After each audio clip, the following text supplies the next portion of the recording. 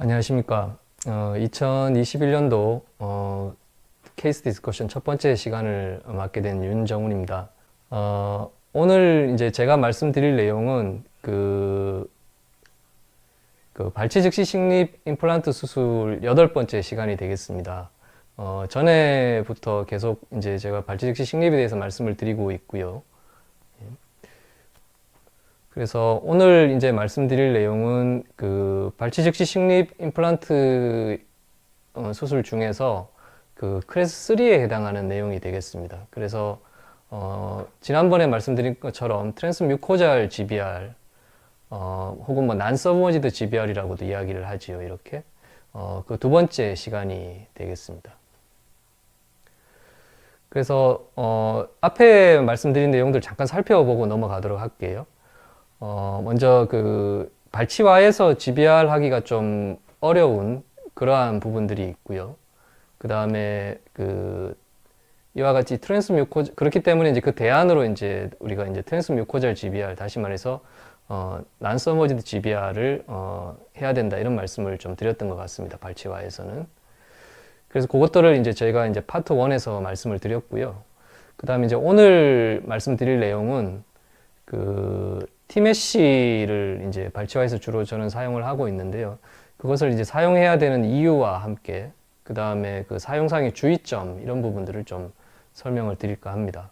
그리고 두 번째 세션에서는 이제 아무래도 발치와에서 우리가 이제 차폐막을 사용을 하게 되면은 이제 노출에 대한 빈도가 이렇게 올라가는 건 사실입니다. 아마 선생님들께서 대부분 다 잘 아시고 계실 거고요. 그래서 그 차폐막에 노출이 되었을 때 그것이 이제 이렇게 수술에 미치는 영향과 그 다음에 그 처치법에 대해서 말씀을 드릴까 합니다.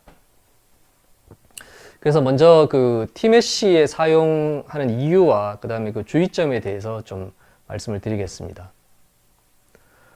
먼저 문헌을 좀 살펴보고 넘어가도록 그렇게 하겠습니다. 이 티메쉬의 일반적인 특징에 대해서 말씀을 좀 드리도록 그렇게 하겠습니다. 이 논문은 2019년에 이제 발표된 논문으로서 티메쉬에 대한 그 시스테믹 리뷰 논문이 되겠습니다. 꼭 발치와에 관한 것은 아니지만 시스테믹하게 이제 우리가 그 티메쉬에 관해서 내용을 좀 살펴보도록 그렇게 하겠습니다. 그래서 뭐 일반적으로 말하는 이제 티메쉬의 장점은, 이제 가장 큰 장점은 여기 나와 있다시피 그 공간을 갖다가 유지하는 능력이 탁월하다. 이제 다른 여러 멤브레인들에 비해서 그렇다라는 것이고요. 그 다음에 이제 두 번째는 이와 같이 포화가 있다라는 것이죠. 그래서 이 포화가, 그러니까 그 티메쉬에 구멍이 나 있다라는 것이죠. 그런 것들이 이제 블러드 스플라이를 갖다가 상방에 있는 뮤코자와 하방에 있는 제너레이션 되고 리제너레이션 되는 본 사이에서 잘 이렇게 블러드 스플라이가 되도록 하는 그런 역할을 해주고 있고요. 그 다음에 세 번째로는 이러한 포화가 또한 영양분을 공급한다든지 그 다음에 메타볼릭한 프로세스를 좀 더 용이하게 해주는 그런 장점이 있다, 이렇게 이야기를 하고 있습니다. 그리고 이제 그래서 일반적으로 이제 이분이, 제가 이 발음을 어떻게 해야 될지 모르겠습니다. 이분께서 이제 발표한 논문에서 보면 포화 사이즈에 대해서 언급을 하고 있는데요. 대략 한 0.1mm 이상, 포화 사이즈는 0.1mm 이상이 되는 것이 이제 혈관이라든지 이런 것들이 자라 들어오는데 좀 더 도움이 된다, 이렇게 이야기를 하고 있고요. 그 다음에 이제 이 티타늄의 두께에 대해서 이야기를 하고 있는데, 보통 한 0.2mm 내외가 많이 쓰인다고 합니다. 조금 이렇게 두꺼워지면 한 1mm 정도까지도 이야기를 하고 있고요. 그래서 이 0.2mm가 가진 의미는 리지디티를 가지고, 그래서 공간을 유지하는 능력과 함께 뮤코자를 일리테이션 하지 않는 이 플렉스빌리티, 유연성을 가지고 있는 이 두 가지를 만족하는 그런 숫자라고 이야기를 하고 있습니다. 그래서 이 시스테믹 리뷰 논문에서 이제 여러 논문을 종합하라 하였을 때 티메쉬가 가지고 있는 힐링 커패시티를 좀 살펴보면, 일단 수직적으로는 대략 한 2.5에서 6mm 정도까지 이제 본 리제너레이션을 할 수 있다고 이야기를 하고 있고요. 그 다음에 수평적으로는 대략 한 4mm 정도 이제 그 디제너레이션이 된다 이렇게 이야기를 하고 있습니다. 그래서 이 정도는 우리가 기억을 하고 있으면 좀 더 도움이 될 거라고 생각을 합니다. 그리고 이제 뭐 선생님들께서 대부분 알고 계시는 가장 큰 이제 T-메쉬 컴플리케이션이 이제 노출이 되는 것이죠. 노출이 되는 것인데 이 논문에서는 이러한 T-메쉬가 노출이 되더라도 어느 정도까지는 이제 견딜 수가 있다 이렇게 이야기를 하고 있습니다. 이 부분에 대해서는 이제 다음 세션에서 제가 좀 더 자세하게 말씀을 드리도록 그렇게 하겠습니다.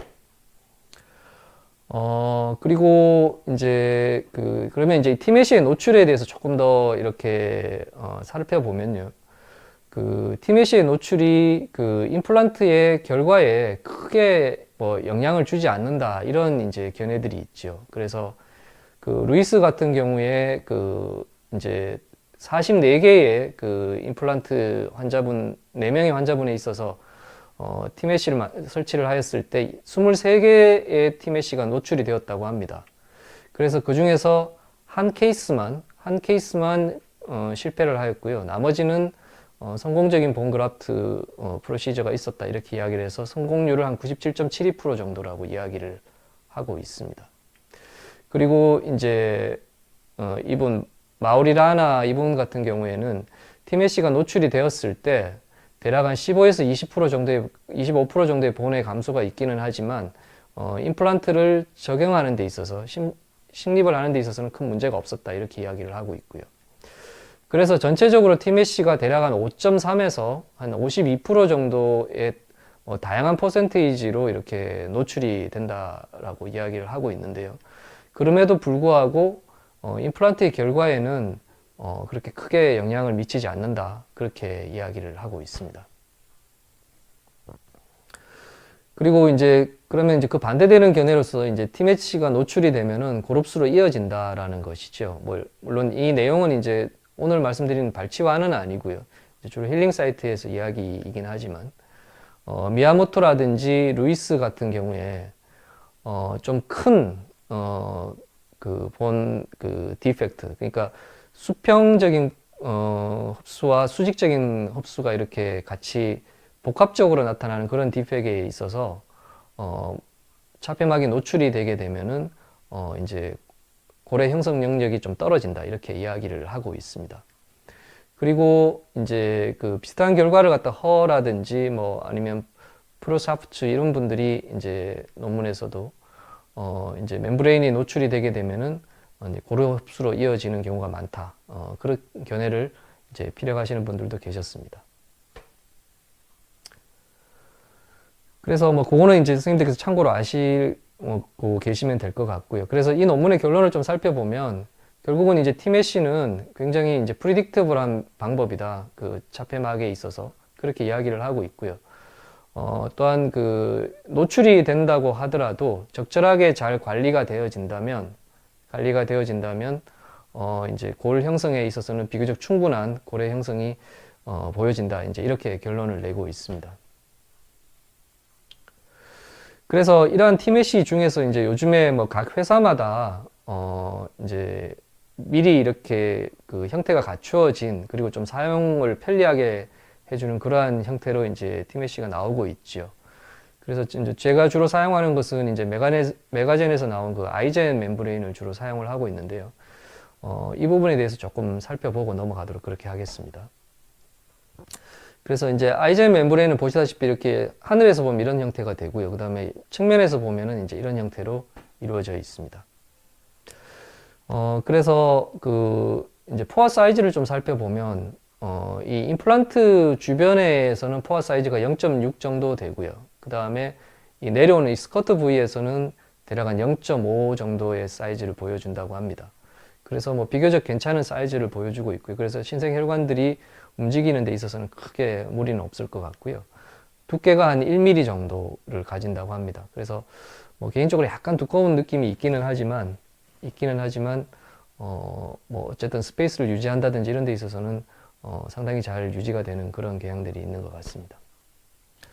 그리고 이제 이러한 그 T-메쉬는 그 크게 이제 총 9개 정도의 그 사용 할 수 있는 부분들이 있습니다. 그래서 먼저 여기를 보시면 이제 이렇게 1번 라인은 주로 이제 전치부가 되겠습니다. 그래서 그 이제 이 임플란트 주변의 요 부위, 요런 부위들이 조금 이렇게 좁은 그런 경향들을 보여주고 있고요. 그 다음에 이렇게 2번 라인은 좀 더 티메쉬가 이제 넓어지면서 임플란트 주변에서 넓어지면서 소구치에 사용할 수가 있고요. 그 다음에 이러한 3번 라인은 조금 더 넓은, 그래서 대구치 쪽에서 사용을 하고 있습니다. 그래서 뭐 형태라든지 이런 것들이 뭐 지금 이렇게 우리가 안다기보다는 이제 선생님들께서 사용을 하시면서 이제 그때그때 맞게 이렇게 선택을 하시면 될 것 같습니다. 그래서 이제 제가 이제 이렇게 그 IJN을 주로 사용하는 이유는 이제 크게 말씀드리면 두 가지로 말씀을 드릴 수가 있겠습니다. 첫 번째로는 이제 그 이 임플란트의 그 협측, 바칼 쪽에서 대략 한 2.5mm 정도의 공간을 갖다가 이렇게 미리 만들어져 있습니다. 그래서 이 2.5mm의 의미가 상당히 있기 때문에 그 부분을 좀 살펴보도록 그렇게 하겠습니다. 그래서 이 논문을 잠깐 살펴보도록 그렇게 하겠습니다. 구룬더가 2005년에 발표한 논문이 되겠습니다. 그래서 그 이제 심미 영역에서 그 임플란트 주변에 그 3차원적으로 고래 형태가 이제 어떤 영향을 미치느냐 하는 그러한 논문이 되겠는데요. 시간 관계상 일단 결론만 좀 살펴보면은 이제 임플란트 주변의 협측 부분의 그 두께는 대략 최소한 한 2mm 정도가 되어야 된다, 이렇게 이야기를 하고 있습니다. 그랬을 때 임플란트 주변에서 이제 심미적으로 이제 연조직이라든지 이런 것들이 잘 유지가 된다, 이런 이야기를 하고 있죠. 그런 의미에서 보면 이와 같이 2.5mm 정도의 공간을 갖다가 미리 확보를 하고 있으면 나중에 이제 그 막을 제거한다든지 아니면 골 이식된 부분들이 이제 수축하는 그런 과정들이 있지요. 그렇기 때문에 2.5mm 정도의 골을 갖다가 확장을 시켜 놓게 되면은 나중에 이 흡수라든지 수축이 일어나게 되면은 대략 한 2mm 정도의 본들이 임플란트 주변에 남는다, 이제 그런 이야기를 드릴 수가 있고요. 두 번째는 이제 이와 같은 이걸 플랫 어버트먼트라고 하는데요. 이 그 임플란트와 그 다음에 그 아이젠 사이에 한 1mm 정도가 되는 어버트먼트가 올라가게 됩니다. 그래서 이 공간이 굉장히 중요한 의미가 있다, 이렇게 말씀을 드릴 수가 있고요. 그것은 대략 뭐 한 1mm에서 뭐 식립 깊이에 따라서 한 5mm 정도까지 이렇게 조절을 할 수가 있다, 이렇게 말씀을 드릴 수가 있겠습니다. 그래서 그 부분은 이제 어떤 의미가 있는지를 좀 살펴보면요. 우리가 이제 일반적으로 멤브레인을 이제 사용을 하게 되면 이와 같은 형태로 이제 이런 식으로 덮여주게 되죠. 그래서 이제 임플란트의 바로 상방에서부터 해서 막을 덮어주는 그러한 형태로 이제 그 막을 설치를 하게 됩니다. 물론 뭐 이것들을 좀 피하기 위해서 이제 티타늄 레인포스된 그러한 막들이 나오기도 했었죠. 근데 이제 이렇게 임플란트 주변에 이제 본그раф트를 하고 멤브레인을 설치를 하게 되면은 이와 같은 형태가 되면서 여기에서도 이제 나중에 시간이 지나면서 이식된 골들의 이제 그 수축이 조금씩 일어나게 되지요. 그래서 최종적으로는 이제 이런 형태의 이제 그 골이식들이 일어나게 되는 경우를 우리가 흔히 보게 됩니다. 저도 잘 몰랐을 때는 사실은 이렇게 해서 이렇게 골이 생기는구나, 이렇게 정도만 생각을 했었습니다. 근데 이렇게 되면 이제 문제가 되는 것들이, 물론 이 협착의 골이 이제 골의 두께가 얇다는 것도 문제가 되지만 가장 중요한 임플란트의 탑 부위, 이 부위에서 골들이 거의 형성되지가 않고 다 녹아버리는 경향들이 있기 때문에 이 부위에서 이제 그 스레드가 노출이 된다든지 이런 경우들을 많이 보게 됩니다. 그런 의미에서 이와 같이 임플란트 탑에서부터 한 1mm 정도 혹은 뭐 2mm, 3mm 정도의 공간을 만든 상태에서 여기에 보온을 갖다가 이렇게 흡수를 해주게, 골이식을 해주게 되면은 나중에 이런 것들이 골이식제가 어느 정도의 흡수가 혹은 뭐 어느 정도의 수축이 일어난다 하더라도 임플란트 주변의 임플란트의 탑 부위에서 코로널 파트에서 어느 정도의 본들이 이제 형성되어지고 유지가 되는 그런 역할들을 할 수 있다라는 것이죠. 그런 의미에서 이 아이젠의 사용이 고리식을 좀 더 쉽게 하고 또 임플란트 주변에 골을 갖다가 좀 더 아이디얼한 형태로 만들어주는 그런 효과가 있다라고 생각을 합니다. 이것은 이제 그 아이젠에서 나오는 그 이제 지금 말씀드린 이런 플랫 어버트먼트라고 하는데요. 그것들이 이렇게 커프의 높이가 이렇게 다양합니다. 1mm부터 시작을 해서 한 5mm 정도까지 이렇게 다양한 커프들이 있습니다. 그래서 임플란트 식립 깊이에 따라서 이제 맞춰서 사용을 하면 되고요. 그 다음에 이제 난서머지드 GBR을 하기 위해서 이와 같이 그 힐링 어버트먼트가 이제 아이젠용으로 나오고 있습니다. 대략 높이가 한 2mm에서부터 한 4mm 정도까지 되어 있습니다. 그래서 이런 것들을 이용을 해서 난서머지드 GBR을 시행을 해주면 좋을 것 같고요.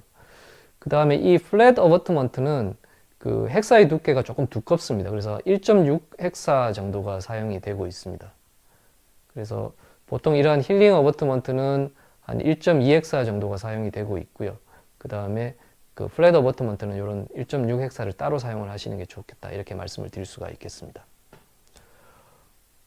그래서 물론 이게 이제 그 발치와는 아니지만 일반적으로 이렇게 힐링 사이트에서 이렇게 본이 흡수가 되어 있다면 임플란트를 식립을 하고 그 다음에 이와 같이 플랫 어버트먼트를 설치를 하고요. 플랫 어버트먼트는 물론 꼭 정해져 있는 것은 아니지만 가능하면 그 링구알이나 팔라탈 본의 탑과 맞춰줄 수 있으면 좋을 것 같습니다. 개인적인 경험상 말씀을 드리고요. 그 다음에 이제 이와 같은 형태로 본을 본을 갖다가 이렇게 그раф트를 해주고요. 그 다음에 그 위에다가 이제 이와 같은 이제 막을 갖다가 설치를 해주는 그런 형태가 되겠습니다. 그리고 이제 이 최종적으로 아이젠을 고정하기 위해서 지금 이 그림에서는 이제 이러한 그 커브 스크루가 올라가 있고요. 그 다음에 난서머지드 GBR용으로 이제 힐링을 갖다가 설치도 할 수 있다. 이제 이렇게 말씀을 드릴 수가 있겠습니다. 그래서 뭐 개인적으로 지금 이러한 그 발치 즉시 식립에서 GBR을 할 때 아이젠을 사용하는 이유는 이제 가장 큰 이유는 아무래도 이제 공간 유지 능력이 되겠지요.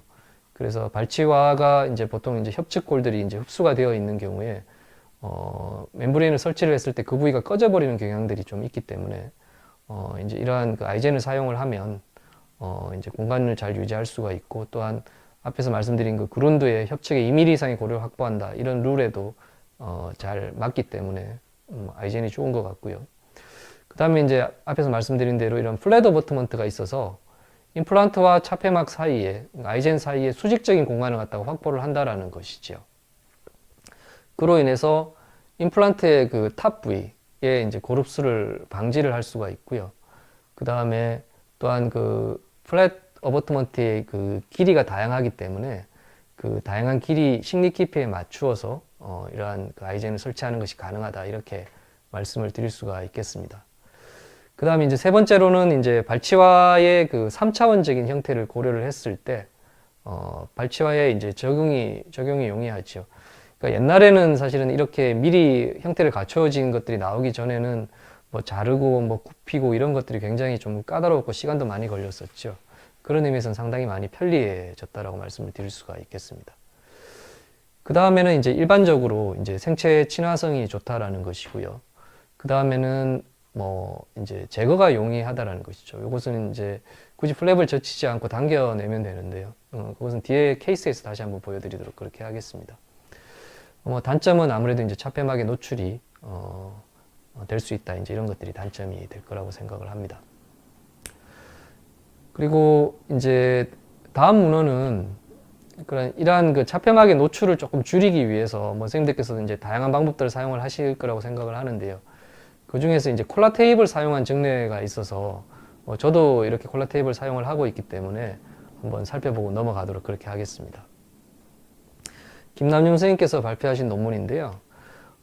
이제 이벽성 골결손부나 수직적인 골증대, 그 다음에 수직 수평적인 이러한 이제 골증대가 필요한 부위에서는 사실은 이제 티타늄 메쉬가 아무래도 공간 유지력이 탁월하기 때문에 이제 추천을 한다 이렇게 말씀을 하고 있고요.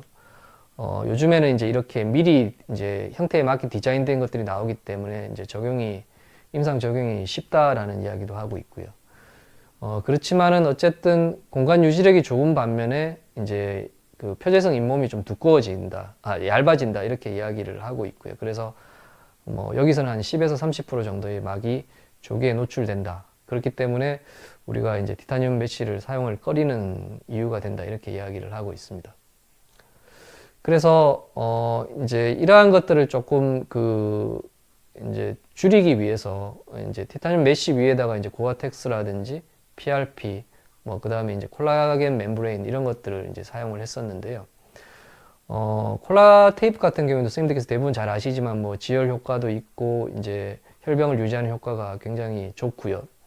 또한 그 티타늄 메쉬 위에서 창상을 보호하고 그 다음에 그 티타늄 메쉬와 그 다음에 상방에 있는 뮤코자가 직접적으로 닿아서 생기는 그 장력을 갖다가 이제 중간에서 이제 이렇게 좀 완충하는 역할을 해서 그런 의미에서 이제 그 메쉬가 조금 그 노출이 되는 것들을 줄일 수가 있고 무엇보다도 이제 가장 이제 가성비가 좋은 그런 재료다 이렇게 이야기를 하고 있습니다. 그래서 이제 이러한 그 메쉬 위에 콜라 테이프를 적용했을 때 의미는 첫 번째로는 일단 수술 부의 창상의 안정을 도모할 수가 있다는 것이죠. 왜냐하면 혈병들이 잘 유지가 되기 때문입니다. 두 번째는 티메쉬에 존재하는 그 판막이 얇아지는 것들을 갖다가 좀 방지를 할 수 있다 이런 의미가 있고요. 그 다음에 세 번째로는 그 초기 치유 시에 티메쉬 하방으로 이제 연조직이 자라 들어가는 것 이런 것들을 이제 어느 정도 막을 수가 있다. 그런 의미에서 이제 콜라 테이프를 적용하는 것이 의미가 있다 이렇게 이야기를 하고 있습니다.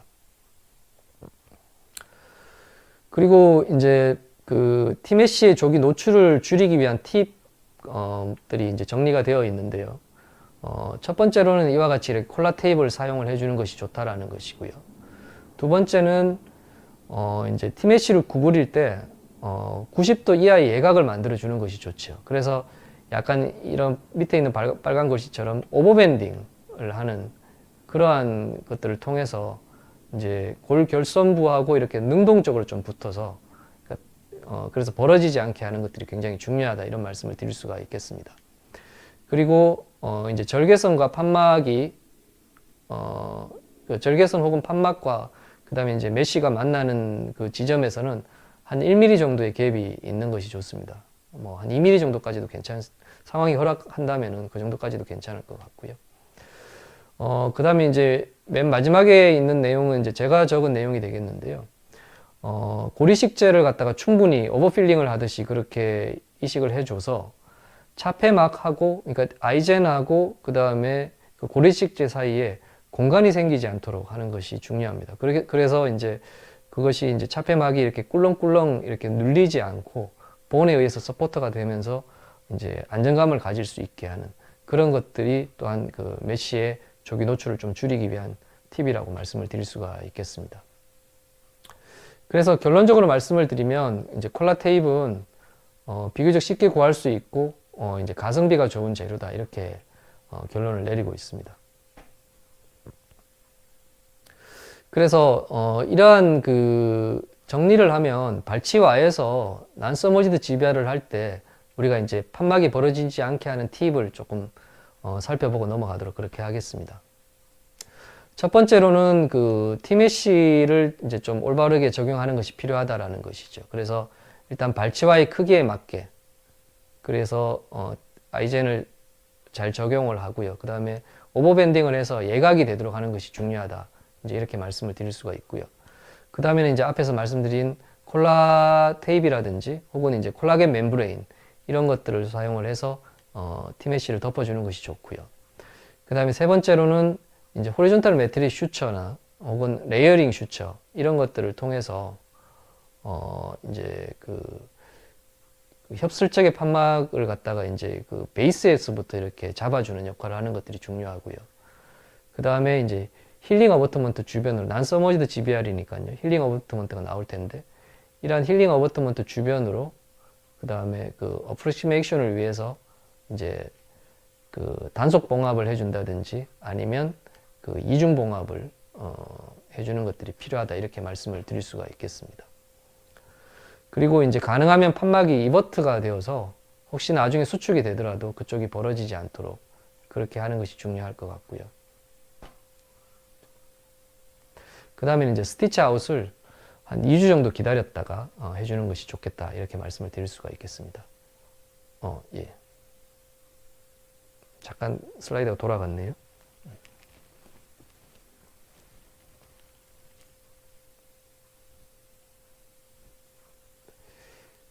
예, 그래서 여기서 이제 그 스티치 아웃은 한 2주 정도 있다가 해주는 것은 아무래도 이제 그 연조직들이, 안 들리셔도 돼요. 연조직들이 이제 2주 정도 지나면 아무래도 이제 이렇게 잘 달라붙게 되겠죠. 그래서 이제 좀 더 이렇게 단단한 그러한 형태를 가질 수 있기 때문에 조금 스티치 아웃을 갖다가 조금 천천히 해주는 것이 좋겠다 이렇게 말씀을 드릴 수가 있겠습니다.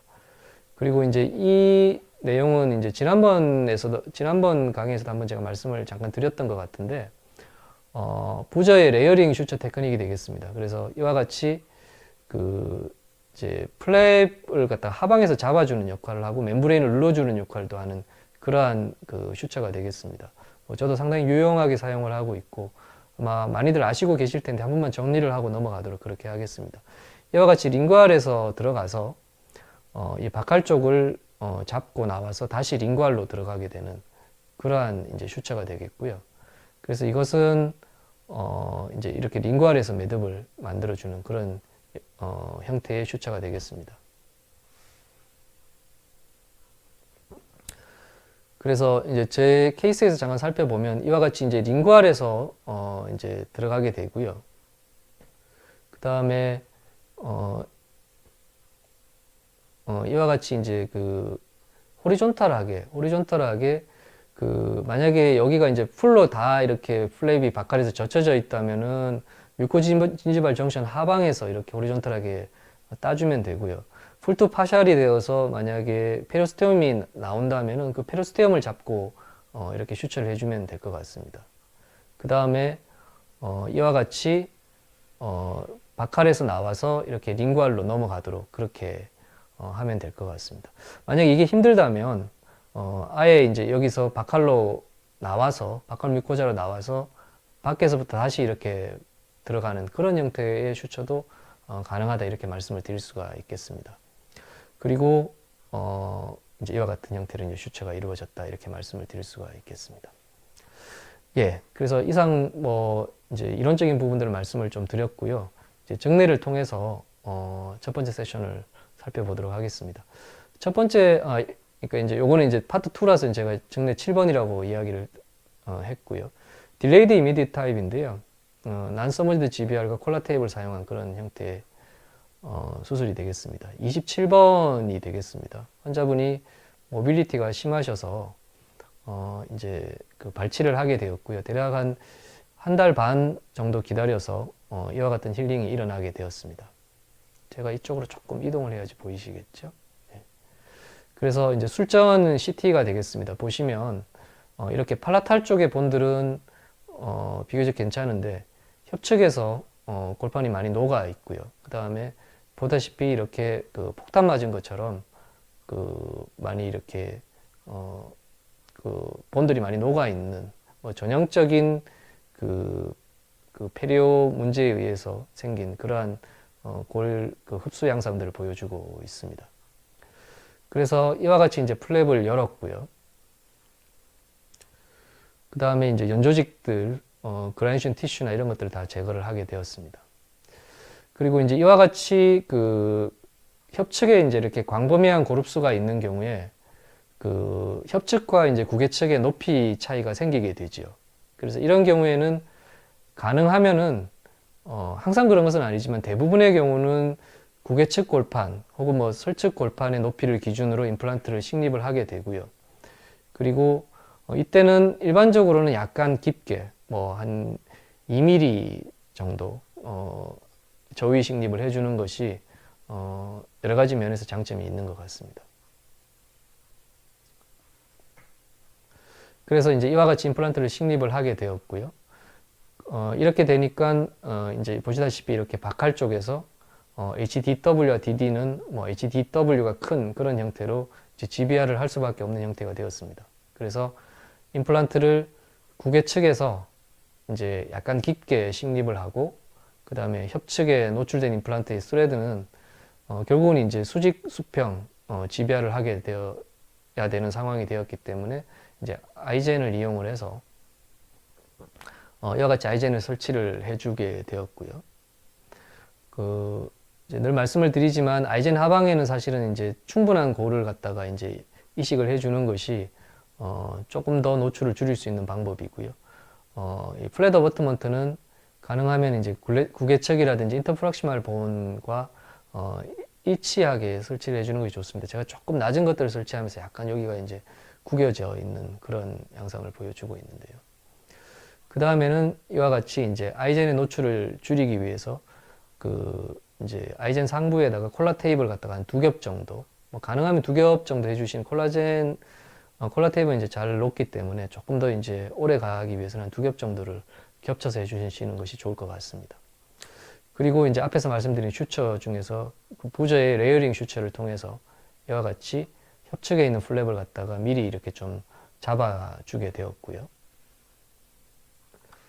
그 다음에는 이제 호리존탈 매트리스 슈처와 그 다음에 이제 힐링 어버트먼트 주변으로 이러한 인터프럭시멀이라든지 뭐 더블 슬링 슈처 이런 것들을 통해서 최대한 어프럭시메이션이 되도록 그렇게 해주었습니다.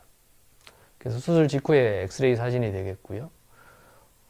파노라마 사진이 되겠습니다. 그리고 이제 CT 사진이 되겠습니다.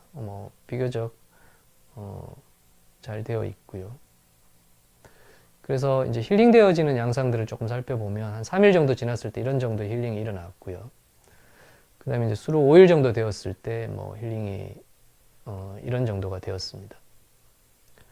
그리고 한 20일 정도 스티치 아웃을 하고 나서 보면 이쪽이 조금 꺼지기는 했지만 크게 문제없이 힐링이 일어나고 있습니다. 이 레이어링 슈처는 뭐 가능하면 좀 늦게까지 저는 개인적으로는 그렇게 하고 있습니다. 그리고 이제 한 달 정도 지났을 때, 한 달 10일 정도 지났는데 이러한 임플란트 주변으로는 크게 문제가 없는데 아마 이제 밴딩이 조금 덜 됐던 것 같아요. 그러다 보니까 이제 이쪽에서 조금씩 노출이 되는 것 같습니다. 그리고 이제 2달 15일 정도 지나니까 이제 조금 더 노출이 되었죠. 그래서 이제 이 티타늄 메쉬에 있어서 그 노출은 뭐 저는 개인적으로 크게 2가지로 생각을 하고 있습니다. 이 임플란트 주변으로 해서 연조직이 이렇게 싹 내려가 버리는, 뭐 바지 내려가듯이 이렇게 연조직 자체가 이렇게 하방으로 내려가 버리는 그런 경우가 있고요. 그다음에 두 번째는 임플란트 주변으로는 괜찮으면서 부분적으로 이렇게 약간씩 노출이 되는 경우가 있습니다. 그래서 후자 같으면 사실은 크게 문제가 되지 않고요.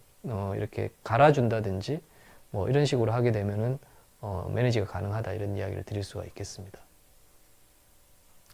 그래서 살짝 갈아줬고요. 근데 또 옆쪽에서 또 조금 더 노출이 되는 것 같아서 한 3개월 지났을 때 사진이 되겠습니다. 그래서 하이스피드 바 이런 걸로 이제 노출 부위를 삭제를 해주면 되겠죠. 그래서 이렇게 삭제를 해주었고요. 그래서 이런 형태가 되었습니다. 그래서 한 4개월 정도 지났을 때 이와 같이 이제 그 아이젠을 제거를 하게 되었습니다. 그래서 아이젠을 제거하는 경우에는 뭐 여러 가지 방법이 있겠습니다만은 저는 뭐 개인적으로 익스플로러 같은 걸 가지고 이와 같이 그 아이젠 주변이라든지 혹은 이제 포화 이런 부위를 갖다가 잡고 이렇게 부드럽게 당겨내면은 주변의 연조직들이 약간 찢어지면서 이렇게 빠져나오는 경우가 대부분입니다. 그렇게 해서 뭐 필요하면 슈처를 해줘도 되고요. 아니면 이제 이렇게 힐링을 해서 이제 인프레션을 떠서 이제 최종 보철을 마무리하면 될 것 같습니다. 예, 한 4개월 지났을 때 이제 임플란트 주변의 사진이죠. 뭐 발치아 주변으로 그리고 이제 임플란트 주변으로 본들이 잘 이렇게 유지가 되는 그런 양상들을 볼 수가 있습니다. 예. 그래서 그게 이제 7번째 증례가 되겠고요. 그 다음에 8번째 증례는, 이제 하악 전치부가 되겠는데요. 이제 환자분이 이렇게 임플란트를 사용을 하시다가 43번이 되겠습니다. 임플란트가 페일이 났습니다. 그래서 이제 이렇게 힐링을 시키고 있는 중에, 이와 같이 31번과 41번도 모빌리티가 계속 생기면서 좋지가 않아서 이렇게 치아 두 개를 발치를 하고 31번부터 43번까지 이렇게 브릿지 형태로 임플란트를 식립을 하도록 그렇게 하였습니다. 그래서 술전은 이제 CT를 보면 이게 31번이 되겠고요. 협측에 이렇게 협측 골판이 조금 녹아 있는 그런 형태를 볼 수가 있습니다.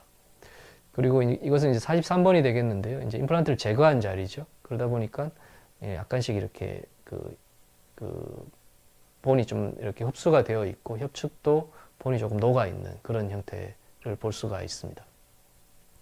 그래서 이제 이 두 치아를 갖다가 발치를 하면서 즉시 식립을 통해서 임플란트를 식립을 해 주었습니다. 그래서 이와 같이 드릴링을 하고요. 그다음에 이제 임플란트를 식립을 하였습니다. 보시다시피 이렇게 링구알 측에 있는 본보다 한 1, 2mm 정도 깊이 임플란트를 식립을 해주는 것이 좋고요. 협측에서 보면 이와 같이 스레드가 노출이 되는 그런 그 형태가 되었습니다. 그래서 이 부분을 이제 GBR을 해주기로 하였습니다. 그래서 이와 같은 형태로 GBR을 실시를 하였고요. 그 다음에 막의 노출을 좀 줄이기 위해서 이번에는 이제 콜라겐 멤브레인을 사용을 해서 이렇게 덮어주게 되었습니다. 그리고 이제 이와 같이 슈처를 해주었고요. 이제 그 플랩이 조금 이렇게 충분하고 높았기 때문에 이와 같이 조금 긴 이거는 이제 아이젠용 힐링은 아니고요. 그냥 일반 이제 힐링 어버트먼트가 되겠습니다. 그래서 이렇게 해주었고요. 그래서 수술 직후에 CBCT 사진이 되겠습니다. 임플란트 주변의 본들은 이렇게 잘 유지가 되고 있고요. 그래서 이제 최종적으로 보철은 이제 이런 형태로 마무리가 되었습니다. 아주 아름답지는 않지만 이런 형태로 마무리가 되었고요. 그 술전 사진과 비교를 하면 이런 정도의 형태를 보여주고 있습니다. 교환면 사진이 되겠고요. 그래서 수루 2년, 그 다음에 수루 3년 3개월 정도 지났을 때 엑스레이 사진이 되겠습니다. 임플란트 주변으로 본들은 잘 유지가 되는 그런 상황이 되겠습니다. CT상으로 보면 한 3년 8개월 정도 지났을 때인데요. 이제 본이 조금 흡수가 되긴 했지만 임플란트 주변으로 본들이 잘 유지가 되고 있고요. 43번 같은 경우에도 임플란트 주변으로 본들이 잘 유지가 되는 그런 양상을 볼 수가 있습니다. 예. 그래서 그게 이제 8번째 증례가 되겠고요. 그 다음에 9번째 증례는 이제 하악 구치부가 되겠습니다. 이제 주변 병원에서 이제 저희가 리퍼를 받은 그 환자분이 되겠습니다. 그래서 30번대 34번부터 해서 35번 두 치아는 이제 레지듀얼 루트 상태였고요. 그다음에 36번과 7번은 보시다시피 이렇게 리치가 많이 흡수가 되어 있는 그런 상황이었습니다. 그래서 파노라마 사진상에서 보시면 이와 같이 많이 흡수가 되어 있는 그런 양상들을 볼 수가 있습니다. 그래서 34번 같은 경우에 이제 술전 사진을 보시면 이렇게 치아가 바칼 쪽으로 많이 이렇게 나와 있을 뿐더러 그 에피칼 쪽은 굉장히 이제 본이 얇은 그런 형태를 볼 수가 있고요. 35번 같은 경우에도 마찬가지로 이와 같이 에피칼 쪽으로 본들이 굉장히 얇은 그런 양상들을 볼 수가 있습니다. 그리고 36번 같은 경우에도 이렇게 나이프 엣지처럼 이렇게 굉장히 날카롭고 얇은 그러한 본의 형태를 볼 수가 있고요. 37번도 36번보다는 좀 낫기는 하지만 이렇게 날카로운 나이프 엣지 형태의 이제 고래 모양을 볼 수가 있습니다. 그래서 이제 34번부터 해서 37번까지 4개의 임플란트를 식립을 하기로 했는데요. 이제 이렇게 플랩을 열고 보니까 보시다시피 여기는 되게 이렇게 얇고 이런 경우에 이제 리치 스프리스를 하더라도 그렇게 많이 이렇게 벌어지지도 않고 그렇게 큰 효과가 없는 것 같아서 37번과 6번은 일단 좀 짧은 숏 임플란트를 식립을 하기로 하였고요.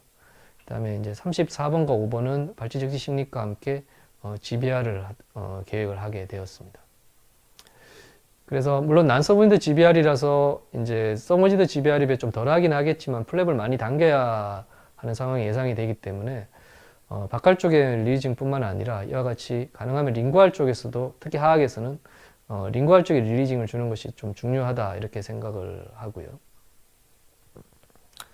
그래서 이제 이와 같은 형태로 릴리징이 되었고요. 그다음에 이제 드릴링을 하였습니다.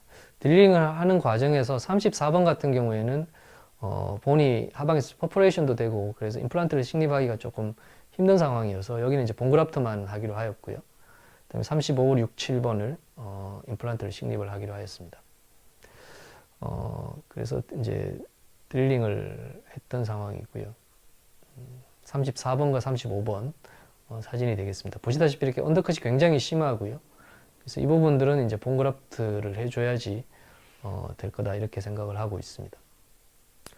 그래서 35번 같은 경우에도 그 치아 하방으로 본들이 굉장히 이렇게 그 얇았기 때문에 이니셜 드릴링만 하고요. 2mm 드릴링 정도까지만 하고 그 이후로는 이제 이것이 이제 옛날에 사용하던 그 본 익스펜더 같은 건데요. 그래서 본을 갖다가 이제 이렇게 넓혀주는 드릴링을 하지 않고 본을 넓혀주는 그런 작업들을 했습니다. 물론 뭐 지금 같으면 그 이제 그 덴서바라든지 이런 것들을 사용을 했을 것 같은데 뭐 이때는 그런 게 없었기 때문에 이제 이렇게 마무리를 하였습니다. 그래서 이제 이와 같이 드릴링을 하고 그다음에 임플란트를 식립을 하였습니다. 이쪽에는 대략 한 8.5mm 정도의 그 임플란트가 들어갔고요. 그다음에 여기는 한 10mm 정도의 임플란트가 들어갔습니다. 길이가. 그래서 이렇게 본그라프트를 하고 그다음에 이 35번은 아이젠을 이용해서 GBR을 해줬고요. 그다음에 나머지는 본그라프트 후에 콜라 테이프를 이용을 해서 이와 같이 덮어주게 되었습니다. 그래서 이와 같은 형태로 난서머지드 GBR 형태로 이제 수술을 마무리하였습니다. 그래서 수술 직후에 엑스레이 사진이 되겠고요. 파노라마 사진이 되겠습니다. 그래서 수술 직후에 35번 쪽에 본그라프트 사진이 되겠습니다. 임플란트 주변으로 본들이 이렇게 그라프트가 되어 있고요. 36번도 마찬가지로 본그라프트가 되어 있고요. 37번도 이렇게 본그라프트가 되어 있는 그런 사진이 되겠습니다.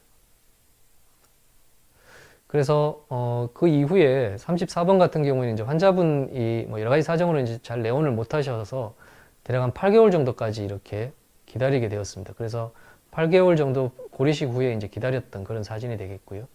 그래서 이 상태에서 이제 34번도 임플란트를 식립을 하게 되었습니다. 그래서 이제 파노라마 사진이 되겠고요.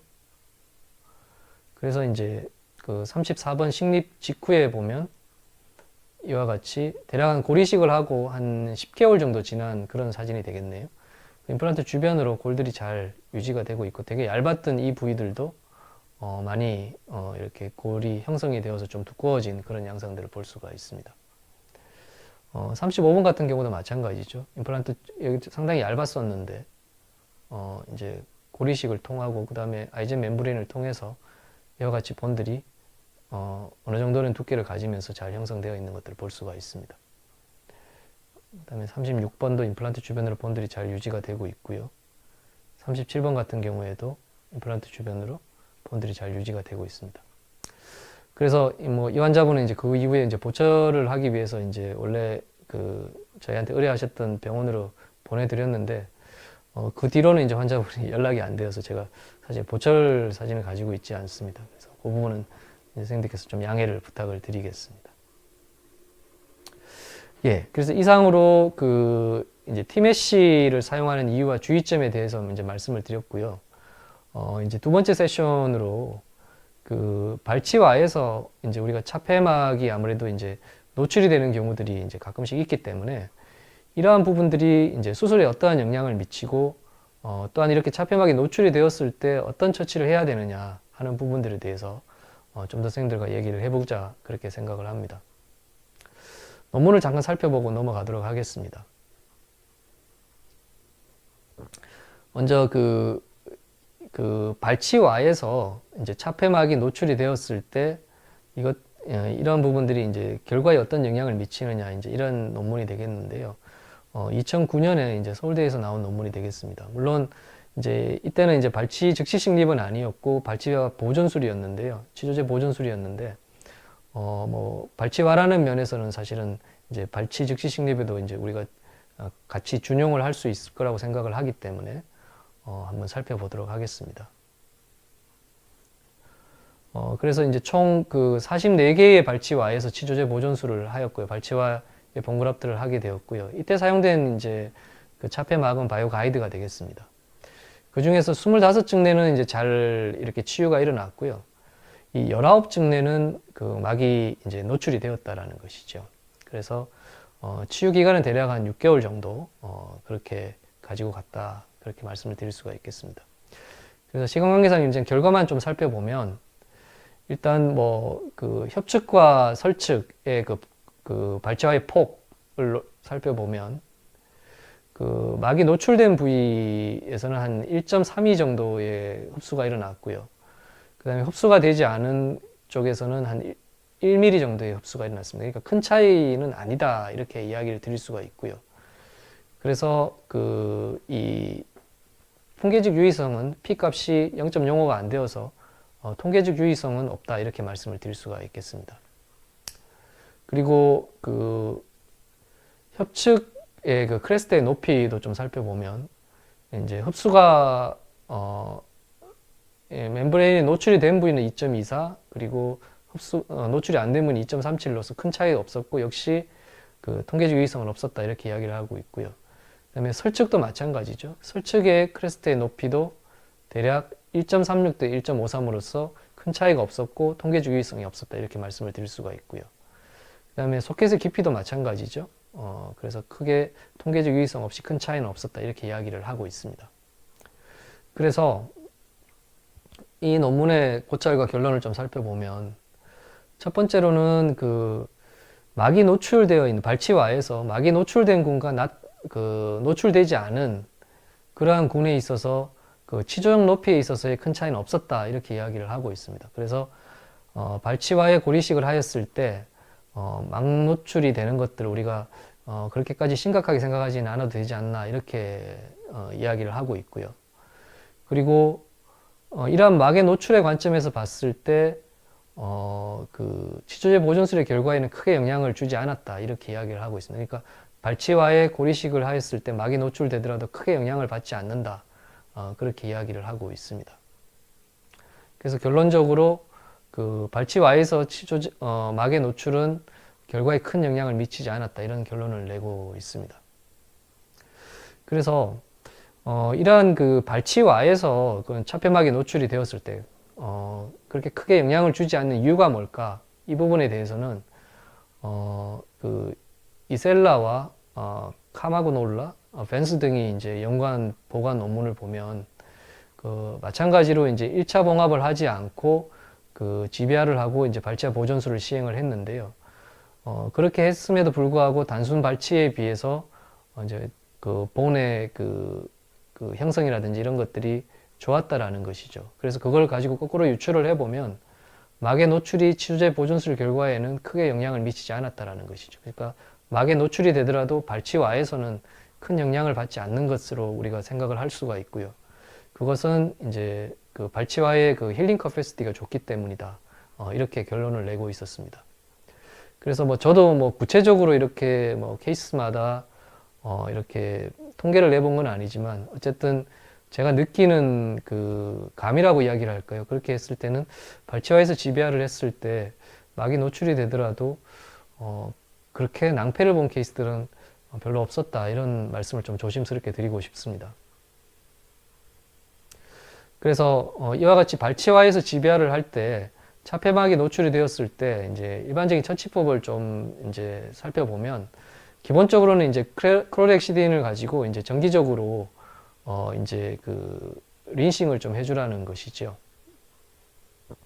두 번째로는 이제 염증 반응이 없다면은 한 5에서 8주 정도까지 이제 그 차폐막을 유지를 해주면 될 것 같고요. 만약에 염증 반응이 있거나 환홍이 있다면은 이제 즉시 제거를 하는 것이 좋다, 이렇게 말씀을 드릴 수가 있겠습니다. 그리고 이제 뭐 아이젠도 마찬가지고 티타늄 메쉬도 마찬가지고요. 그 다음에 다른 막들도 마찬가지인데요. 노출이 되게 되면은 이제 하방에 유가 조직들이 생기게 되고요. 그래서 근데 그러한 부분들은 이제 굳이 제거를 하지 않아도 되고 놔두게 되면은 이제 자연스러운 힐링들이 일어나게 되는 경우들이 많이 있습니다. 그리고 이제 티타늄 메쉬 같은 경우에는 앞에서 제가 잠깐 말씀드린 것처럼 이제 만약에 부분적으로 노출이 되었다면은 이제 이러한 필요 부위를 갖다가 좀 이렇게 그라인딩을 한다든지 이렇게 해주면 될 것 같습니다. 그래서 이런 형태의 그라인딩이 필요할 것 같고요. 그 다음에 이제 이렇게 티메쉬를 사용을 해서 우리가 이제 사용을 할 때 이제 만약에 차폐막이 노출이 되었을 때 사실은 그것을 노출되자마자 제거를 한다든지 뭐 이제 굳이 그렇게 하지는 않아도 된다라는 것이죠. 그 이유에 대해서는 아마 우리나라에서 나온 논문인 것 같은데요. 허라든지 강 등이 이야기한 것들을 보면 티메쉬에는 이렇게 포화 스트럭처가 있기 때문에 그러한 것들이 이제 혈관들이 이렇게 생성되어져 들어오는 데 있어서 중요한 역할을 하고 또한 그런 것들이 혈관 생성을 방해하지 않기 때문에 굳이 염증이 없다면은 티메쉬가 노출이 되었다고 하더라도 조기에 바로 제거하지 않아도 된다 이렇게 이야기를 하고 있습니다. 예, 그래서 이상으로 이제 차폐막의 노출에 대한 부분들에 대한 이론적인 부분들을 조금 살펴봤고요. 두 증례 정도 더 보고 오늘 강의를 마무리하도록 그렇게 하겠습니다. 10번째 증례는 소구치에서 아이젠이 노출된 증례가 되겠습니다.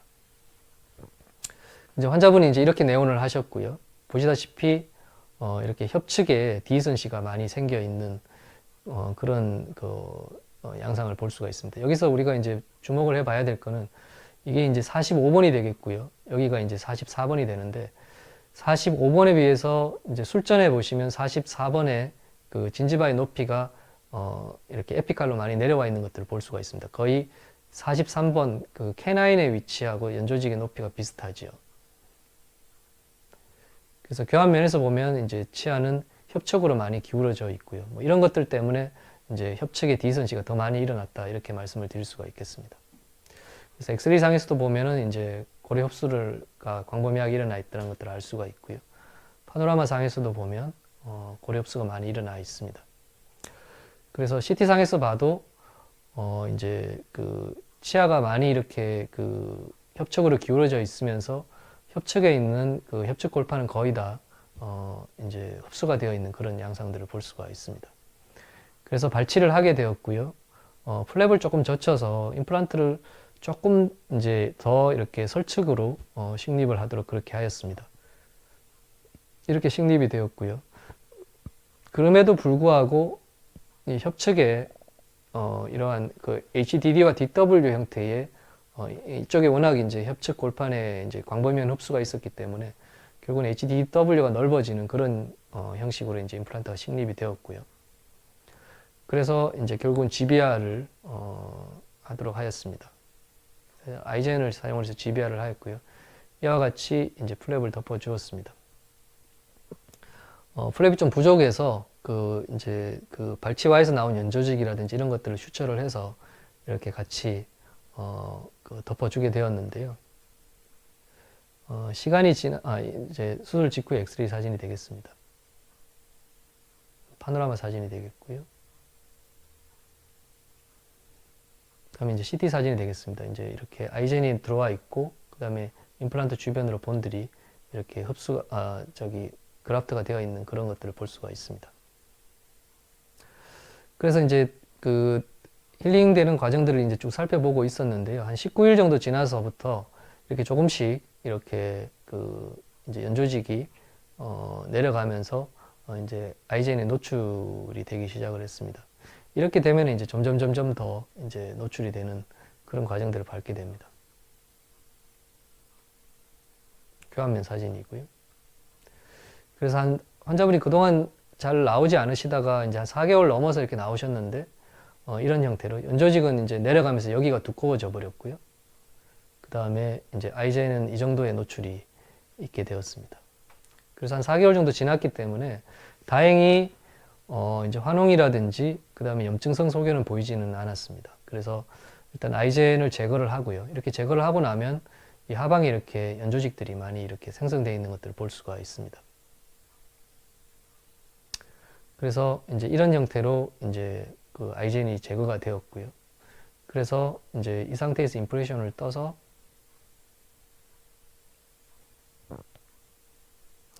그러니까 조금 시간이 되면서 힐링을 시키고 난 다음에 이렇게 이제 임프레션을 떠서 최종적으로 이제 이렇게 마무리를 하게 되었습니다. 연조직이 아무래도 조금 이렇게 그 울퉁불퉁한 그런 좀 덜 신미적인 형태로 이루어져 있고요. 그래서 뭐 굳이 수술을 통해서 이제 리모델링을 하기보다는 이제 시간이 지나면서 특히 이제 여기는 아주 신미적인 부위는 아니었기 때문에 부가적인 수술 없이 그냥 연조직 자체가 시간이 지나면서 이제 이렇게 힐링되는 것들 리모델링 되도록 그렇게 하였습니다. 여기 최종 보철 과정에서 보시면 여기가 이제 술전 그 이제 진지바의 높이가 되겠는데 여기에 비해서 상당히 많이 이러한 그 게이닝이 일어났습니다. 그래서 아까 전에는 술전에는 그 캐나인의 높이와 비슷했는데 한 2mm 이상 크리핑이 일어난 그런 양상들을 볼 수가 있습니다.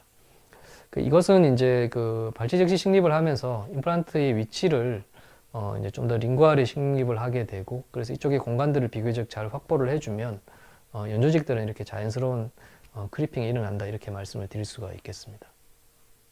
교환면 사진이 되겠고요. 사진이 조금 흐리게 나왔는데 한 2년 정도 지났을 때 사진이 되겠습니다. 그래서 주변에 연조직이 조금 더 리모델링이 되어 있으면서 파필라나 이런 것들이 조금 더 이렇게 성숙되어지는 양상이고요. 그 다음에 연조직의 높이도 잘 유지가 되는 그런 양상을 볼 수가 있습니다. 2년 정도 지났을 때 임플란트 주변으로 본들은 잘 유지가 되고 있고요.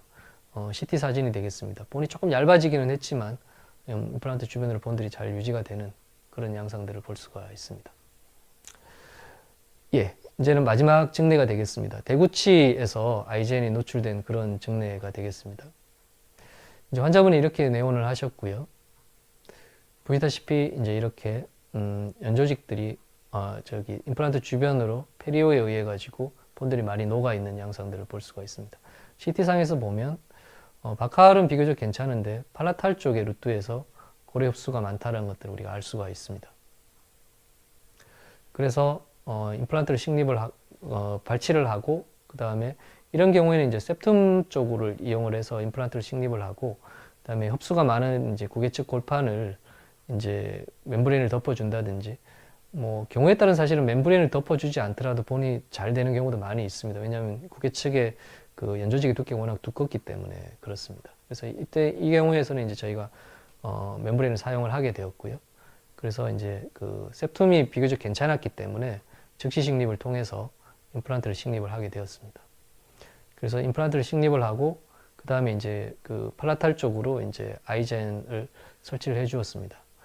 제가 이제 이 수술을 하면서 몇 가지 실수를 하게 되었고요. 너무 이제 좀 안일하게 수술을 생각을 했던 것 같습니다. 그래서 보시다시피 이렇게 이 부분을 이제 좀 더 이렇게 오버밴딩을 해줬어야 되는데 그냥 이렇게 걸쳐놓은 형태로만 식립을 했고요. 그 다음에 뭐 콜라 테이프나 이런 걸 통해서 이제 좀 더 이제 차폐막 노출에 대비를 했었어야 되는데 그렇지 못했던 것 같고요.